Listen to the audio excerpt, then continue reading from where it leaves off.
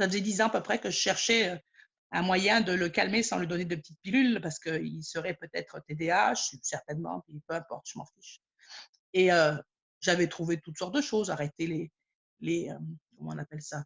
Les colorants, j'avais enlevé le gluten. Ça a marché pour un petit temps, pour un petit temps. Mais ça là, le reset et tout ce qu'il y a avec, et puis Rocchio Pepito, le petit chéri que j'adore parce que c'est devenu un membre de ma famille, là. Et ben, il a changé mon fils. Mon fils est capable de faire ses devoirs, de rester assis 10 minutes. 10 minutes, c'est énorme pour quelqu'un qui bouge beaucoup, là. Et ces 10 minutes-là, elles sont productives. Il arrive à faire ses devoirs jusqu'au bout. Il me parle de ses outils. Tu sais, il me fait ça, puis il me dit, maman, il faut que je fasse le bandeau, autrement je ne comprendrai pas. Des choses de même. Et ça, là, il s'auto-discipline avec les mouvements. Il les a acquis, ça y est, il les a, ils sont dans lui. Et quand il sent que ça ne va pas, eh ben, il les fait. Non, c'est lui-même, maintenant, c'est lui, Rocchio. Il a décidé que c'était lui, Rocchio, puis lui, il est capable de faire. Et ça, c'est génial, un petit garçon de 10 ans qui est capable de dire, oui, je bouge beaucoup, mais regarde, je suis capable de rendre un devoir à ma prof. Attends, juste ça. Et pour moi aussi, à la maison, c'est parfait. La prof, elle a tellement bien vu les choses, c'est qu'elle l'a mis dans son plan d'intervention. Maintenant, Rocco Pepito fait partie de son plan d'intervention. Lanceau, c'est un petit garçon qui bougeait beaucoup, qui avait de la difficulté à se concentrer, tout ça. Puis, il a commencé à faire des mouvements pour se calmer.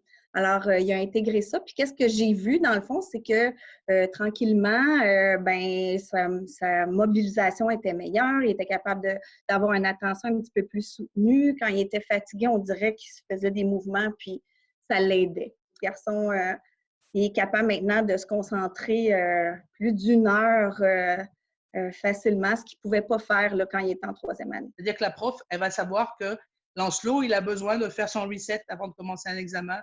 Que s'il veut avoir une belle journée, ben, il faut le laisser bouger puis faire ses petits mouvements. Et juste ça, là, c'est la signature à Lancelot, mais c'est devenu une signature pour tout le monde. Parce que la plupart des enfants, quand ils voient que ça marche bien avec Lancelot, ils lui demandent c'est quoi son truc. Donc, il leur explique. Et puis, ça passe.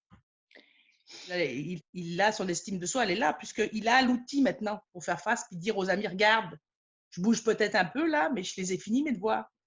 Ou regarde, je parle un peu fort en ce moment, mais regarde, je suis capable de me calmer.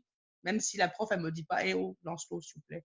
Là, il se rend compte qu'il monte trop dans les haies et il se remet à, il se fait son bandeau, il se fait son massage de tête ou il fait des déroulements d'oreilles. Et puis, je suis pas sûre que les outils qu'il utilise, ce soit les outils qui calment, mais ça marche.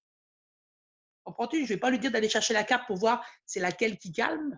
C'est lui-même qui a comme compris que cette formule-là, elle marche. Et puis, mon Dieu, que la vie est belle. Regarde, je suis en train de te parler. Est-ce que tu entends du bruit? Est-ce qu'un petit garçon est en train de courir autour de moi? Non.